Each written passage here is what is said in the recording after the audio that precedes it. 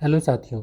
GS online पर हम लोग दृष्टि क्विक बुक साइंस को समराइज़ कर रहे थे और आज हम लोग इसमें बायोलॉजी में 23rd चैप्टर जैव प्रौद्योगिकी यानी कि बायोटेक्नोलॉजी का दूसरा जो रिवीजन लेक्चर है उसको हम लोग यहाँ पर कंप्लीट करेंगे। तो पिछले लेक्चर को हमने इसमें कंप्लीट किया, जो इम्पोर्टेंट फैक्ट थे स्टार्टिंग में उनको हमने थोड़ा सा देखा। आज जो है वो काफ़ी इम्पोर्टेंट होने वाला है क्योंकि इसमें ख़ास बातें हैं क्लोनिंग के बाद जो आएगा वो होगा आपका एक हाइब्रिडोमा टेक्नोलॉजी के बारे में है, क्रिस्पर कैस9 के बारे में है। उसके बाद सबसे जो ज़्यादातर क्वेश्चन पूछा जाता है वो 3 पेरेंट बेबी या इन विट्रो फर्टिलाइजेशन आईवीएफ या जीन डोपिंग को लेकर के इनसे क्वेश्चन पूछे जाते हैं। और फिर उसके बाद इम्पॉर्टेंट है स्टेम सेल। तो अभी और भी है, देखते हैं इसमें कितना आज हम लोग कवर करते हैं। तो इन चीज़ों को देखेंगे, बहुत सारे इंपॉर्टेंट फैक्ट्स हैं। फिर उसके बाद ओशनिक बायोटेक्नोलॉजी है और इसमें कई जैव कीटनाशकों का भी बहुत इसमें प्रयोग, आपको कृषि रसायनों का भी प्रयोग इसमें देखने को मिलेगा। तो बहुत अच्छा चैप्टर है और इसको हम लोग अच्छे से पढ़ेंगे ताकि जो एग्ज़ाम के लिए जो इम्पोर्टेंट क्वेश्चंस हैं वो हमको तैयार होने चाहिए। और क्या क्या पूछे जाते हैं वो बहुत ज़रूरी है जानना, क्योंकि बायोटेक्नोलॉजी एक नया सेगमेंट है हर एग्ज़ाम में और यहाँ से क्वेश्चन अब पूछे जाते हैं। तो क्लोनिंग को जैसे आप सभी आपके दिमाग में होगा कि इसमें एक शुद्ध प्रतिरूप का निर्माण किया जाता है किसी कोशिका या अन्य जीवित हिस्सा का, तो चाहे संपूर्ण जीव का या किसी भाग का शुद्ध प्रतिरूप का निर्माण होता है। तो इसमें क्या होता है, किसी एक जनक, चाहे माता हो चाहे पिता हो, से अलैंगिक विधि द्वारा प्रतिरूप जीव की रचना की जाती है। ठीक है। और इसमें डीएनए का हर एक भाग मूल प्रति के बिल्कुल समान होता है। तो यहाँ पर एक एग्जाम्पल दिया गया है। अब इसमें एक क्वेश्चन आता है आर्टिफिशियल एम्ब्रियो ट्विनिंग, ये क्या है, एईटी। तो ये निम्न प्रौद्योगिकी तरीका है जो जनन की प्राकृतिक प्रक्रिया का अनुसरण करता है, लेकिन इसमें क्या होता है कि प्रक्रिया माँ के गर्भ की जगह पेट्री डिश में पूरी की जाती है। तो पेट्री डिश में स्पर्म और अंडाणु के मिलने से विकसित भ्रूण कोशिकाओं को आरंभिक चरण में ही अलग कर लिया जाता है। इन भ्रूण कोशिकाओं को अल्प समय तक पेट्री डिश में विकसित होने के बाद सरोगेट माँ के गर्भ में धारण कराया जाता है। फिर एक ही निषेचित अंडे के विभाजन से जुड़वा बच्चों के विकसित होने के कारण दोनों आनुवंशिक रूप से समान होते हैं। तो ये ट्यूनिंग एक हो जाता है, तो क्लोनिंग हो जाती है। फिर इसके बाद एक आता है SCNT यानी कि सोमैटिक सेल न्यूक्लियर ट्रांसफ़र। ये आधुनिक तरीका है। तो इसमें क्या है कि न्यूक्लियर ट्रांसफ़र टर्म इसके लिए यूज़ किया जाता है क्योंकि इसमें किसी जीव का क्लोन तैयार किया जाता है। इस प्रक्रिया में जो सोमैटिक सेल होती है, कायिक कोशिका, उसका किसी जीव से निष्कासन कर उसके केंद्रक को निकाल दिया जाता है। अंडाणु सेल यानी कि जो एग सेल है से केंद्रक एवं सारे डीएनए निकालकर उसमें कायिक कोशिका से निकाले गए केंद्रक को डाला जाता है, जिससे यह ताजे निषेचित अंडे की तरह व्यवहार प्रदर्शित करने लगते हैं। फिर विद्युत तरंगें प्रवाहित की जाती हैं जिससे कोशिका विभाजन शुरू हो जाता है। इस प्रक्रिया के तहत पूर्ण विकसित अंडाणु को मादा गर्भ में आरोपित कराकर समरूप क्लोन प्राप्त करते हैं। कई प्रकार के हो सकते हैं, जैसे जीन क्लोनिंग है या मॉलिक्यूलर क्लोनिंग है। तो इसमें क्या होगा कि ट्रांसजेनिक सूक्ष्म जीव यानी कि ट्रांसजेनिक बैक्टीरिया का निर्माण किया जाता है ये जीन क्लोनिंग या आणविक क्लोनिंग में। फिर उचित वातावरण का निर्माण कर उसे जेनेटिकली मॉडिफाइड बैक्टीरिया के क्लोन प्राप्त किए जाते हैं। तो इससे क्या होता है कि मानव उपयोगी प्रोटीन निर्माण जो इंसुलिन वगैरह है इसमें इसका उपयोग किया जाता है। रिप्रोडक्टिव क्लोनिंग क्या है, तो इसके अंतर्गत कायिक कोशिका स्थानांतरण तकनीक या अन्य क्लोनिंग तकनीकों का उपयोग कर किसी जीव की क्लोनिंग तैयार की जाती है। एक आती है थेराप्यूटिक क्लोनिंग।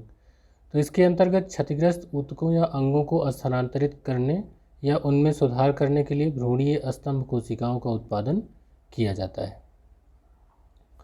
अब कुछ फैक्ट्स हैं, उनको देख लेते हैं। मनुष्य द्वारा निर्मित आनुवांशिक रूप से अभियंत्रित प्रथम जीवित जीव जो है वो डॉली है। सर्वप्रथम 1996 में SCNT somatic cell nuclear transfer तकनीक का प्रयोग कर डॉक्टर इयान विल्मुट और उनके सहयोगी ने डॉली नामक भेड़ का क्लोन तैयार किया था। यह विश्व का प्रथम क्लोन जीव था जिसे वयस्क कायिक कोशिकाओं द्वारा स्तनधारी से विकसित किया गया था।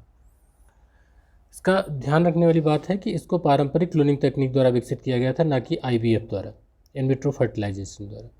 डॉली की मृत्यु जो होती है वो 2003 में फेफड़ों की बीमारी के कारण होती है। इसके बाद NDRI जो करनाल में है, Haryana national dairy research institute Karnal के वैज्ञानिकों ने 2009 में भैंस के प्रथम क्लोन नाम है उसका समरूपा, और उसके बाद गरिमा को विकसित किया। ये नाम है क्लोन के। यहीं पर 2013 में क्लोन भैंस गरिमा सेकेंड 2010 ने महिमा नामक मादा बच्चे को जन्म दिया। इसके बाद इम्पोर्टेंट फैक्ट्स की सीरीज में दुबई स्थित ऊंट प्रजनन केंद्र में दुनिया का प्रथम मादा क्लोन ऊंट इन जॉर्ज को 2009 में विकसित किया था। क्लोनिंग के प्रयोग से आनुवंशिक विविधता के संकीर्ण होने का खतरा है, जिससे इवोल्यूशन की प्रक्रिया बाधित हो सकती है। अगर स्टेटमेंट में आए तो ये सही होगा। एक टर्म आता है CRISPR-Cas9, बहुत इंपॉर्टेंट है। क्या है, इसको एक टर्म में समझिए कि डीएनए को काटने की तकनीक है ये। आज इसी की वजह से जीन एडिटिंग बहुत आसान मानी जा रही है। ये CRISPR-Cas9 को लेकर क्वेश्चन खूब बनता है। तो एक वर्ड में मैंने आपको समझा दिया कि एक तरीके का ये मॉलिक्यूलर सीशर है, यानी कि आणविक कैंची भी इसको बोलते हैं। ये जीन मतलब डीएनए काटने का सबसे अच्छा तरीका है। इसको अच्छे से पढ़ते हैं, समझने की कोशिश करते हैं। तो जीनोम एडिटिंग की नवीनतम तकनीक है CRISPR-Cas9। CRISPR का फुल फॉर्म यहाँ दिया है, clustered regularly interspaced short palindromic repeats CRISPR associated protein. तो CRISPR-Cas9 ये क्या होता है कि एक जीन है जो प्राकृतिक रूप से बैक्टीरिया में पाया जाता है। CRISPR-Cas9 क्या है, एक जीन है जो नेचुरली बैक्टीरिया में पाया जाता है। बैक्टीरिया जो होता है इसी जीन की मदद से बैक्टीरियोफेज वायरस से अपनी रक्षा करता है। मतलब इसी जीन की वजह से ही वो अपनी रक्षा बैक्टीरियोफेज वायरस से कर पाता है।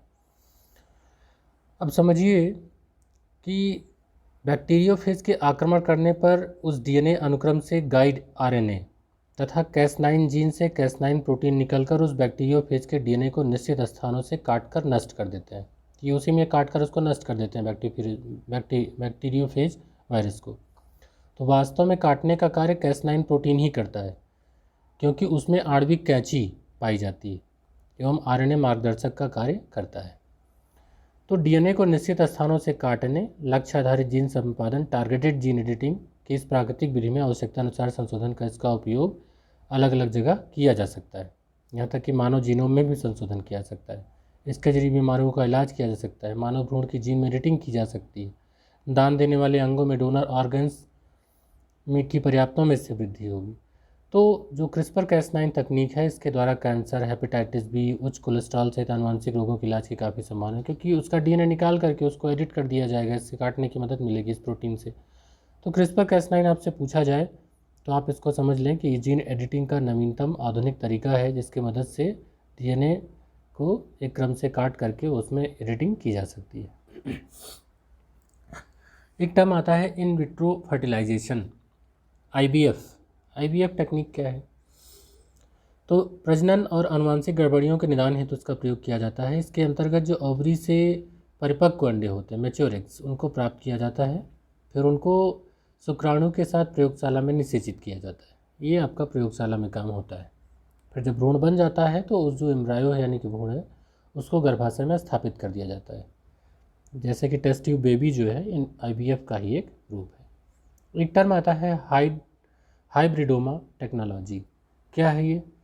तो ये एक नया जीव प्रौद्योगिकी उपागम है। इसमें हाइब्रिडोमा क्लोनों अर्थात क्लोनीय प्रतिरक्षियों, जो मोनोक्लोनल एंटीबॉडीज़ हैं, का इन विट्रो प्रक्रिया द्वारा व्यावसायिक स्तर पर उत्पादन किया जाता है। इसमें कोटलर और मिलस्टाइन को 1984 में नोबेल मिला था। बी लिम्फोसाइट तथा माइलोमा कोशिका के संलयन से प्राप्त कर संकर कोशिका हाइब्रिडोमा कहलाती है। ये समान प्रकार के एंटीबॉडीज़, आइडेंटिकल एंटीबॉडीज़ होते हैं। एक टर्म आता है ट्रांसजेनिक ऑर्गेनिज्म। ये क्या होता है? तो जो हमने पहले वीडियो में पढ़ा था रिकॉम्बिनेंट डीएनए टेक्निक, उसका प्रयोग करके ट्रांसजेनिक ऑर्गेनिज्म उत्पन्न किए जाते हैं। तो ये सभी जीव जो है, ऐसे सभी जीव जेनेटिकली मॉडिफाइड ऑर्गेनिज्म GMO कहलाते हैं, जिसमें ट्रांसजेनिक जानवरों और ट्रांसजेनिक पौधों को शामिल किया जाता है। उनको मतलब जेनेटिकली उनको मॉडिफाई कर दिया जाता है। इसी तरीके से ट्रांसजेनिक एनिमल्स भी होते हैं, तो उनमें भी जोड़ तोड़ करके डीएनए में कुछ बाह्य जीन को व्यवस्थित करके ये ट्रांसजेनिक एनिमल यानी कि पारजीनी जीव कहलाते हैं। पैदा किया जा सके जो ट्रांसजेनिक एनिमल्स हैं, पारजीनी चूहे हैं, खरगोश है, सुअर है, भेड़, गाय, मछलियाँ हैं, जिसमें चूहों की संख्या सर्वाधिक है। तो जो जेनेटिकली मॉडिफाइड जंतु हैं, उनसे मानव को क्या लाभ हो सकता है? तो निम्नलिखित लाभ हैं: सामान्य शरीर क्रिया व विकास, तो इनको इस तरीके से तैयार किया जाता है कि मानव शरीर के सामान्य कार्य और विकास को प्रभावित, जैसे इंसुलिन का वृद्धि कारक के रूप में प्रभाव है। रोगों का अध्ययन किया जा सकता है, कैंसर, अल्जाइमर वगैरह का, इसमें आर्थराइटिस का इसमें अध्ययन किया जा सकता है इसके जरिए। जैविक उत्पाद, तो जैविक उत्पाद में से पारजीनी गाय रोजी के दूध में मानव अल्फा लैक्टोएल्बुमिन प्रोटीन मिलता है, तो इस तरीके से पता लगाया जा सकता है उपचार हेतु। टीका सुरक्षा, तो मानव पर प्रयोग के पहले टीके की सुरक्षा जांच के लिए पारजीनी चूहों पर परीक्षण किया जाता है। उदाहरण के लिए पोलियो टीका की सुरक्षा जांच पारजीनी चूहों पर की जा चुकी है। इस तरीके से जो रासायनिक सुरक्षा परीक्षण है, तो ये टॉक्सिटी सेफ्टी टेस्टिंग कहलाता है, विषाक्तता सुरक्षा परीक्षण। तो इसकी भी जांच के लिए क्या क्या पारजीनी जंतुओं में पाए जाने वाले कुछ जीन विषों के प्रति संवेदनशील होते हैं, तो इन विषों के संपर्क में लाकर उनके प्रभाव का अध्ययन किया जाता है। तो ये रहा आपका कुछ पारजीनी जंतुओं से संबंधित बात। एक आता है टर्म जीन डोपिंग और यामानका जीन, दोनों थोड़ा सा एक दूसरे से संबंधित है। तो जीन डोपिंग की मदद से इंसान की आनुवंशिक बनावट में फेरबदल कर शरीर की मांसपेशियों को और अधिक मजबूत एवं गतिशील किया जाता है। इससे लाल रक्त कणों में वृद्धि होती है एवं एथलीटों को अपने प्रदर्शन के दौरान अधिक ऑक्सीजन प्राप्त होती है, जिससे उन्हें थकान नहीं होती, जैसे है यामानका जीन। तो क्या है ये? 4 अनिवार्य जीन होते हैं जो हमारे शरीर में कोशिकाओं के रिप्रोग्राम करने में सक्षम होते हैं। इनके प्रयोग द्वारा पुरानी कोशिकाओं को पुनः उत्पन्न किया जा सकता है, जिससे नए अंग विकसित हो पाएंगे। ये रहा हमारा जीन डोपिंग और यामानका जीन से संबंधित। ये जो यामानका जीन होते हैं, इनको समग्र रूप से OSKM यानी कि इनका शॉर्ट फॉर्म है। इसमें जो 4 अनिवार्य जीन होते हैं, तो बहुत नाम इम्पोर्टेंट नहीं है, इनके रूप में इनको जाना जाता है। और इन जीनों के नाम नोबेल पुरस्कार विजेता जापानी वैज्ञानिक शिन्या यामानका के नाम पर रखा गया है। एक टर्म आता है 3 पैरेंट बेबी। तो इसमें क्या होता है कि माइटोकॉन्ड्रियल DNA में अगर अनियमितता हो तो बीमारी होने की संभावना होती है, क्योंकि बच्चे को माइटोकॉन्ड्रियल DNA माता से ही मिलते हैं। तो इसमें इसी का इलाज होता है।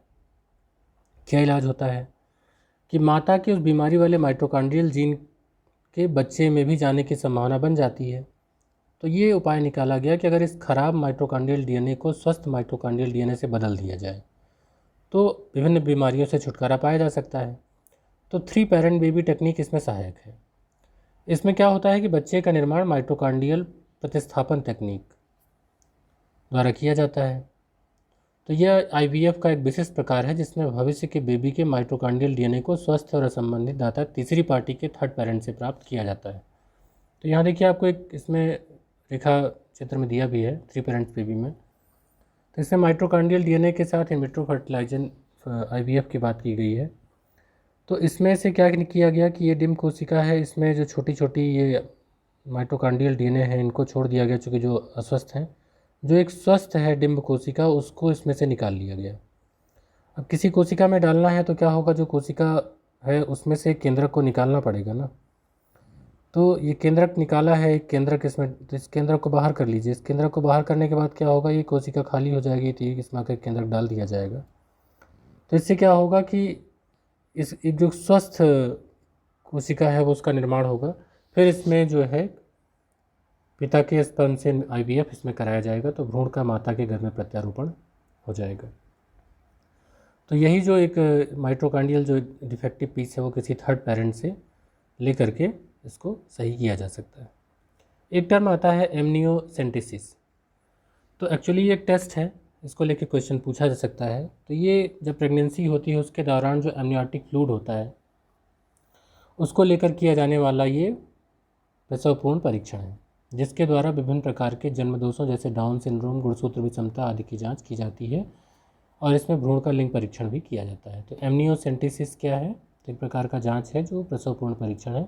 इसमें डाउन सिंड्रोम और जो क्रोमोसोमल एबनॉर्मलिटीज़ हैं उनकी जांच इसमें की जाती है। एक टर्म आता है सरोगेसी।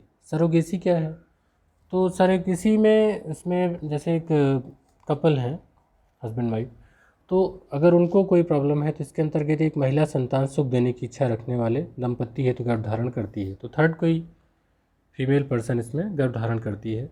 2 प्रकार से हो सकती है, एक परंपरागत हो सकती है और एक जेस्टेशनल हो सकती है। परंपरागत में क्या होगा कि इसमें पिता के साथ शुक्राणु या दाता शुक्राणु का सरोगेट मदर के अंडाणु के साथ निषेचन कराया जाता है। और जेस्टेशनल सरोगेसी में क्या होता है कि इस प्रक्रिया के अंतर्गत जन्म लेने वाले बच्चे के माता पिता के अंडाणु व शुक्राणुओं का आईवीएफ ट्रीटमेंट के जरिए मेल करवाकर भ्रूण को सरोगेट मदर के गर्भाशय में प्रत्यारोपित कर दिया जाता है। तो इसको लेकर के बड़ा विवाद है और इसको अभी हम लोग यहाँ पर डिटेल में नहीं जाएंगे। सरोगेसी टर्म को था उसको हम लोगों ने यहाँ पर देखा। तो इस तरीके से जो इम्पोर्टेंट फैक्ट्स थे उनको हमने यहाँ पर देख लिया। इसके बाद आता है स्टेम सेल, स्टेम कोशिका। ये क्या होती हैं? देखिए, स्टेम कोशिकाएं जो होती हैं शरीर की अन्य सामान्य कोशिकाओं, जैसे कई हैं, पेशी कोशिका, रक्त कोशिका, ब्लड सेल, न्यूरॉन सेल, तो उनके समान ही होती हैं। लेकिन इनमें खास बात क्या होती है? इनमें विभाजन और पुनर्नवीकरण की क्षमता होती है। ये इसीलिए उनसे अलग थोड़ी हो जाती हैं स्टेम सेल्स। और चूँकि इनमें विभाजन और पुनर्नवीकरण की क्षमता है तो इससे पता चलता है कि ये अपनी स्वयं की प्रतिकृति यानी कि अपने जैसे बनाने की इनमें क्षमता होती है। यानी कि आप इसको ऐसे समझिए कि अगर ये रहें तो अपने आप में एक नया जीव बना सकती हैं स्टेम सेल। तो अन्य कोशिकाओं यथा पेशी कोशिका आदि में नहीं होती है ऐसी प्रतिकृति बनाने की क्षमता। इनको स्तंभ कोशिकाएं भी कहते हैं स्टेम सेल को। अब इनको लेके क्या क्या बातें हो सकती हैं थोड़ा समझते हैं। तो स्टेम कोशिकाएं वे कोशिकाएं होती हैं जिनमें विभिन्न प्रकार की कोशिकाओं में विकसित हो जाने की क्षमता होती है। एक स्टेम कोशिका विभाजन के बाद बनने वाली हर नई कोशिका में क्षमता होती है कि वह या तो स्टेम कोशिका ही बनी रहे या विशिष्ट कार्य करने वाली अन्य कोशिकाएं बन जाएं। अब समझिए, ये अनस्पेशलाइज्ड कोशिकाएं होती हैं, जीवन भर कोशिका विभाजन द्वारा स्वयं को नवीनीकृत कर सकती हैं। इनमें विभेदन डिफ्रेंशिएशन होता रहता है, विशेषीकृत प्रकार की कोशिकाओं का निर्माण होता है। कुछ प्रायोगिक परिस्थितियों में ऊतकों को भी रिन्यू करती हैं, जैसे आहार नाल, अस्थि मज्जा। इनमें स्टेम कोशिकाएं हमेशा विभाजन करती रहती हैं। इसके जरिए जो क्षतिग्रस्त ऊतक है उनकी मरम्मत होती रहती है। लेकिन दूसरे अंग जैसे अग्नाशय, हृदय में स्टेम कोशिकाएं सिर्फ विशेष परिस्थितियों में ही विभाजन करती हैं। दो प्रकार की होती हैं, एम्ब्रायो स्टेम सेल और एडल्ट स्टेम सेल, और सोमैटिक या फिर इसको कहते हैं सोमैटिक स्टेम सेल। जो एम्ब्रायो स्टेम सेल है ये बड़े काम की चीज़ है लेकिन बड़ी विवादित है। तो जो भ्रूण स्टेम कोशिकाएं हैं ये प्लूरीपोटेंट होती हैं। पहले तो इनके लिए टर्म याद रखिए कि ये जो भ्रूण स्टेम कोशिकाएं होती हैं ये प्लूरीपोटेंट होती हैं, अर्थात ये शरीर के किसी भी अन्य प्रकार की कोशिका को बड़ी मात्रा में विकसित कर सकती हैं। भ्रूण स्टेम कोशिकाओं में अन्य कोशिका में परिवर्तित हो जाने की क्षमता होती है। और ये जो भ्रूण के एकदम शुरुआती चरण होते हैं जिसको ब्लास्टोसिस स्टेज बोलते हैं, इसी में 3 से 6 दिनों के निषेचित भ्रूण से इसको प्राप्त किया जा सकता है। तो वहाँ से निकाल करके प्रयोगशाला के पात्रों में इसको विकसित किया जाता है। इसमें मानव शरीर के सभी प्रकार की कोशिकाओं को उत्पन्न करने की क्षमता है। आप इसका मतलब समझते हैं? इनको निकाल करके आप कोई भी मानव शरीर का कोई भी ऊतक, कोई भी अंग तैयार कर सकते हैं। दूसरा होता है एडल्ट स्टेम सेल्स, वयस्क स्टेम कोशिकाएँ। तो प्लूरीपोटेंट होती हैं और ये वाली मल्टीपोटेंट होती हैं। मतलब क्या है कि ये विभिन्न प्रकार की कोशिकाओं की एक छोटी संख्या को ही विकसित कर पाती हैं। ये अनडिफ्रेंशिएटेड होती हैं, अविभेदीकृत होती हैं, जो किसी ऊतक या अंग के विभेदीकृत कोशिकाओं के बीच पाई जाती हैं। ज़रूरत पड़ने पर स्वयं को ये रिन्यू करती हैं, विभेदित कर ऊतक अंगों के विशिष्ट कोशिका प्रकारों में परिवर्तित हो सकती हैं, यानी कोशिकाएं खास ऊतक का स्थान ले सकती हैं। वयस्क स्टेम कोशिकाएं पूरे शरीर में कई अंगों में ऊतकों में पाई जाती हैं, जैसे मस्तिष्क, अस्थिमज्जा, पेरिफेरल ब्लड, कंकाली पेशी, त्वचा, हृदय, आहार नाल, यकृत में। इनको कहते हैं टिश्यू स्पेसिफिक स्टेम सेल्स, ऊतक विशिष्ट स्टेम कोशिकाएं। क्यों? क्योंकि वयस्क स्टेम कोशिकाओं को हर एक प्रकार विशेष कोशिकाओं के केवल एक सीमित समूह का ही निर्माण करना होता है। जैसे ऊतक क्षति, बीमारी या शरीर द्वारा ज़्यादा कोशिकाओं की आवश्यकता पड़ने पर ही सक्रिय हो जाती हैं और विभाजित होकर नई कोशिकाओं का निर्माण करती हैं। तो इनकी जीव में एक मुख्य भूमिका, जिस ऊतक में ये पाए जाते हैं उनकी मरम्मत करना, उनकी बनाए रखना, ये सोमैटिक आपके जो सेल हैं उनका होता है। तो कुछ उदाहरण हैं जैसे हिमैटोपोएटिक स्टेम कोशिकाएं, तो ये अस्थिमज्जा नाभिरज्जु से प्राप्त किया जाता है, रक्त कोशिकाओं का निर्माण करती हैं। एपिडर्मल स्टेम कोशिकाएं त्वचा के बाहरी आवरण को लगातार रिन्यू करती रहती हैं। मेजेनकाइमल स्टेम कोशिकाएं, तो ये अस्थि, कार्टिलेज, वसा, तंतुमय संयोजी ऊतकों का निर्माण करने की क्षमता होती है, अस्थि से प्राप्त किया जाता है। वयस्क स्टेम कोशिकाओं को शरीर से अलग करने के पश्चात प्रयोगशाला में बड़ी मात्रा में इनको विकसित किया जाता है ताकि उपचार हेतु उनको उपयोगी बनाया जा सके। एक टर्म आता है आईपीएससी। ये क्या है? तो ये आईपीएससी जो है ये है प्रेरित प्लूरीपोटेंट स्टेम कोशिकाएं। आपने देखा कि प्लूरीपोटेंट जो है वो आपकी हैं भ्रूण कोशिकाएं, एम्ब्रायो स्टेम सेल्स ये प्रेरित कैसे हो गई? तो प्रेरित का मतलब आप समझिए कि जो भ्रूण स्टेम सेल है वो उनका उपयोग करना अनैतिक और विवादित है, इसलिए ज़्यादातर देशों में ये प्रतिबंधित है। तो इसका हल ये निकाला गया कि भाई जो वयस्क वाली कोशिकाएं हैं मल्टीपोटेंट, उन्हीं कोशिकाओं को यानी कि वयस्क कोशिकाओं को प्लूरीपोटेंट यानी कि भ्रूण कोशिकाओं में बदलने की विधि का आविष्कार हुआ है।